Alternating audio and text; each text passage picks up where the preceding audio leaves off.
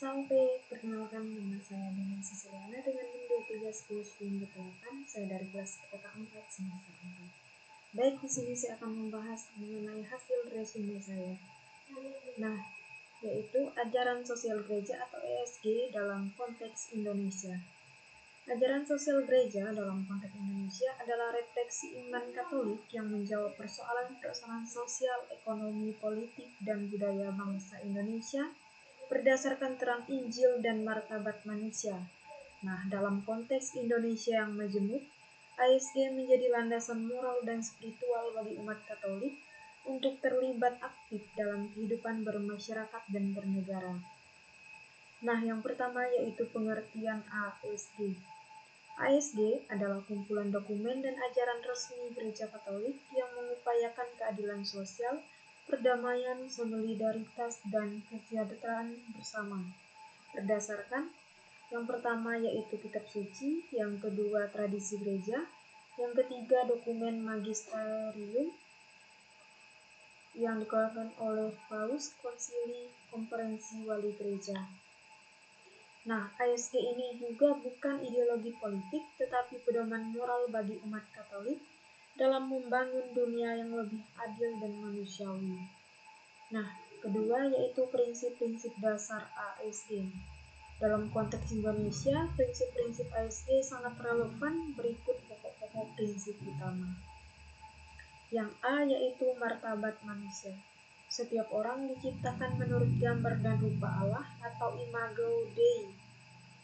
Maka setiap manusia memiliki hak dan martabat yang tak dapat diganggu-gugat. Yang selanjutnya yaitu implikasinya, di Indonesia menolak segala bentuk diskriminasi SARA, intoleransi, dan kekerasan. Yang B yaitu kesejahteraan umum. Nah, atau bonum commune. Kesejahteraan masyarakat secara menyeluruh harus diutamakan, termasuk hak atas pendidikan, kesehatan, pekerjaan, dan keamanan. Implikasinya, mendorong partisipasi umat Katolik dalam pembangunan nasional dan pengabdian di bidang sosial. Yang C yaitu solidaritas. Nah, kita dipanggil untuk hidup dalam kebersamaan dan saling menanggung beban. Solidaritas melawan egoisme dan individualisme. Implikasinya, gereja mendorong keterlibatan dalam aksi-aksi kemanusiaan, advokasi sosial, dan peduli terhadap kaum miskin dan terpinggirkan. Yang D yaitu subsidiaritas. Nah, masalah-masalah sosial hendaknya diselesaikan pada tingkat masyarakat yang paling dekat dengan persoalan itu sendiri, bukan oleh otoritas yang lebih tinggi, kecuali memang perlu. Nah, implikasinya, menghargai inisiatif lokal, pemberdayaan umat di lingkungan atau kelurahan, dan peran OMK, WKRI, dan lembaga swadaya gereja. Yang E yaitu letak dan tanggung jawab. Yang E yaitu hak dan tanggung jawab.